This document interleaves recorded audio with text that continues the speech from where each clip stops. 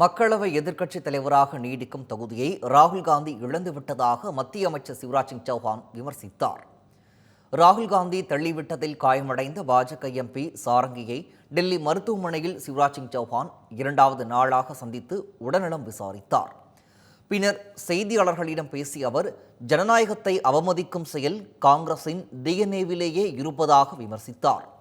கடந்த 1975 அவசர நிலையை அறிவித்து ஜனநாயகத்தின் குரல் வளையை இந்திரா காந்தி நெறித்ததாக குற்றம் சாட்டிய சிவராஜ் சிங் சௌஹான், இன்றைக்கு அதே மரபை ராகுல் காந்தி முன்னெடுத்துச் செல்வதாக கூறினார்.